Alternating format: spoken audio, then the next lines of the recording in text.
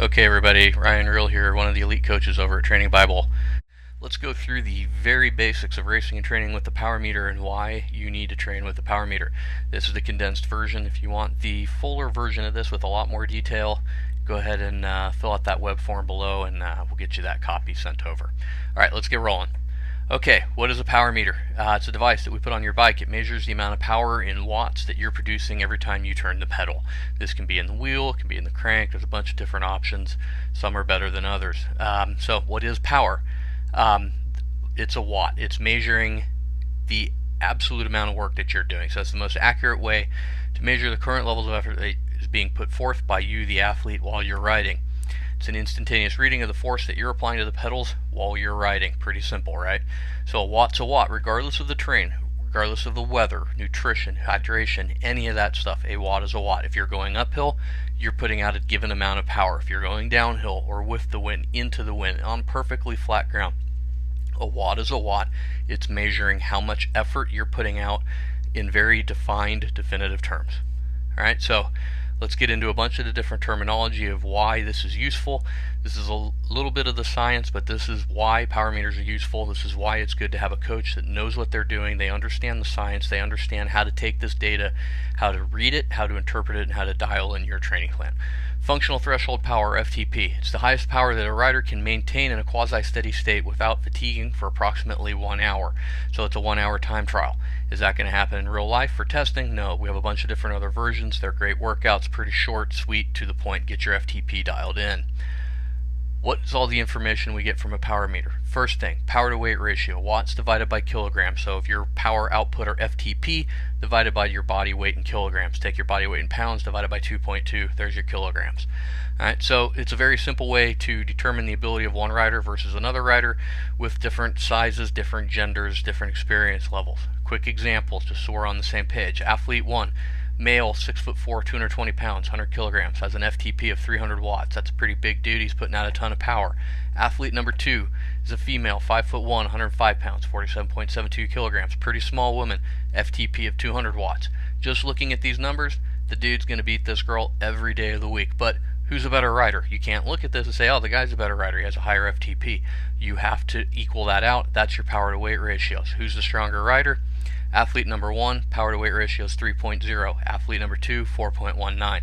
Athlete number 2, far superior rider. That's number 1. Number 2, normalized power.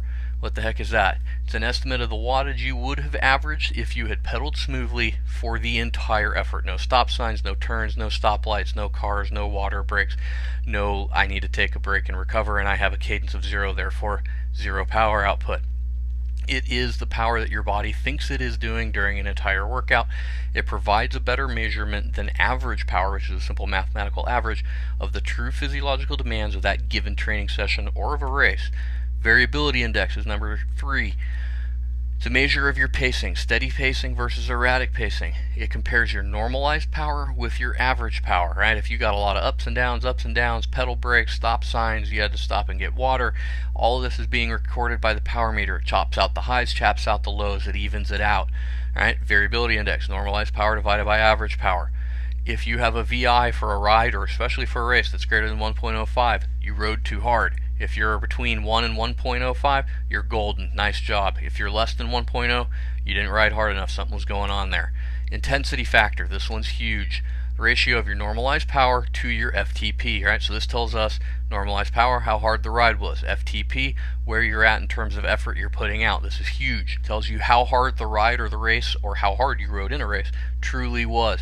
It allows you to compare your ride against another friend's ride or a spouse's ride. It tells you the difficulty of how hard that ride was without having to go, hey, we got a guy who's 6'4" and a girl who's 5'1". This cuts through all that stuff right there. Quick chart right here, common intensity factors based off of race results that we've seen. This is from the Power Meter Handbook, a user's guide for cyclists and triathletes by Joe Friel. Ironman age grouper, 0.6 to 0.7. Ironman Elite, a professional, 0.7 to 0.79, so on. You can see down. Half Ironman, 0.8 to 0.89. Olympic or a sprint, 0.9 to 1.05. So what the heck does that mean for intensity factor? Remember, normalized power divided by FTP, that's how hard you rode, physiologically speaking, divided by what your threshold is. By definition, It's the percentage of FTP using normalized power that you rode at, not average power. Training stress score. This is where we start to get into the golden stuff right here. This is an indicator of the workout training load that is from the interplay of duration and intensity. This lets us know how hard is the ride. The cumulative TSS of that session reflects the training load, and it is now going to give us information about fatigue and fitness, which are the two huge things that determine race readiness. All right, so TSS, here's a little bit of math for you. You don't need to know it, but it gives you a general idea. The time of the total workout right here, this needs to be in seconds, times the normalized power of that workout times the intensity factor. Right, so all the stuff we just talked about right here, you divide that by the functional threshold power times 3600. That's the number of seconds in an hour. Right, so everything is based off of a 1 hour effort. Multiply that by 100. That tells us how hard was a given session. All right, so that's cool, but what the heck do I care about this? There's two main reasons that this is useful. Number one, we can use this to help you with pacing during a race. It's going to ensure that we can have you ride as hard as you can safely while still being able to run as fast as possible. Pretty much in an Ironman, legalize cheating. You look at the power meter, we have a given percentage of FTP that you need to be at. We lock it in, you get off the bike and you hammer out a marathon. It's pretty awesome. Legalize cheating. Every single pro athlete that I've heard of that is any good uses a power meter. Number two, using the TSS, we can determine the following information about you as an athlete. This is whether you're getting ready for your first ever triathlon, you're wanting to do your first Ironman, you want a new PR, you want to become a pro, you are a pro. Levels of fatigue, how tired am I after a workout? Levels of fitness, how fit am I getting? And then how race ready are you? All right, these are huge. This is what training is. The best part of this, we can use this to see where you're at and where you need to go. We get the most out of your time and the most out of every training session. No wasted time, no crap and garbage miles. So here's where it's golden. This is why power meter is worth its money to you. This is why you need to get one of these things. Acute training load, used to determine the fatigue, right? So using training stress score, we can tell how tired you are actually after a workout. Chronic training load, it's used to determine fitness. Remember, fitness in the terms of athletic performance, it's race readiness, being able to perform at a high level for a specific race distance and type. All right, training for an Ironman, totally different than training for a draft legal super sprint triathlon. All right, so acute training load, it's a short period of time, maybe 7 days. Chronic training load, longer period of time, probably around 6 weeks, gives us this picture. These are actual numbers. All right, if you're going to go to a doctor and you need to have an appendectomy, they got to pull your appendix out. You don't want a doctor who's saying, hey, you know what, they did this stuff just fine back in the 40s. Let's slice you open and take a peek and see what's going on. You want the dude who knows what he's doing. You want him or her in there with the scope. You want a little itty bitty scar. It's pulled out. You go home and you're back to training within a week or two. Same thing here with training. These are actual numbers. This isn't, oh, well, I'm guessing it's this. This is it right here. This is science. Why do you care? Form or race readiness. You take the chronic training load, which that's that 6-week period, you subtract from it the fatigue or the acute training load. That's your form. That's your race readiness. It's used to determine that. There's no more guessing. There's I feel good, I don't feel good, I feel like crap in my taper. Here's the numbers. We can look at this, show you the numbers, show you the money, make sure you got the performance you need. This chart right here that you're going to see, this is what you need in order to reach your goals. Anything short of being able to use this chart, you're guessing. If a coach tells you he can do this without looking at this chart, he's guessing. That's all it is. First line that's popping up here, that's your acute training load. That's your absolute fatigue. The higher numbers that you're seeing popping up here, harder training sessions. What we see coming in here, the blue line, this is your levels of fitness right here. As we put more fatigue and more stress on your body, that level of fitness is increasing. In conjunction with that yellow line coming in, that's your race readiness. So what you're looking at here, give you a quick idea. Let's take a look over here on the right. This was the A race for this athlete. What we need to see is this big drop in fatigue, right? That's the taper. You're recovering. When you have a drop in fatigue, you will have a small drop in fitness. There is no way around that. Anyone who tells you that, they have no idea what they're talking about. All right, so as we see the fitness drop, starting to drop a little bit, the fatigue starts to plummet big time. Here's that yellow line, race readiness shooting up. This athlete right here crossed over a couple days before their big race. They were ready to roll. They had a great race. All right, so that's great for cycling, but yeah, I have to swim and I got to run also. So what are you going to do about that? How are you going to account for that? Very simple.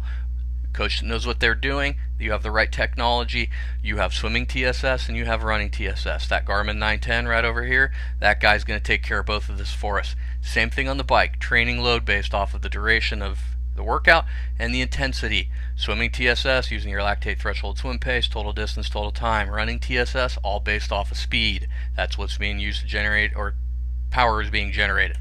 Alright, so good news and bad news with this stuff. Good news, hey, TSS, cutting edge of science. Somebody doesn't know how to use this, they don't know what they're doing. It is a definable way of quantifying the training load. Anything other than this, it's guessing. Bad news, all TSSs are not created equal. Alright, TSS score is based off of 100 for a 1 hour all out effort. So what are we looking at here? Hour swimming, hour riding, hour running. All three of them are all out. These are not equal. You can do an all out swim in the morning, come back in the evening, do an all out swim, and not have a big performance drop at all. You can do this for quite some time. Check out any swim program that knows what they're doing, especially you get into the collegiate level. Right here, 1 hour all out ride. You can do that day after day after day. Check out the Tour de France. Their TSS, way over 100 every day.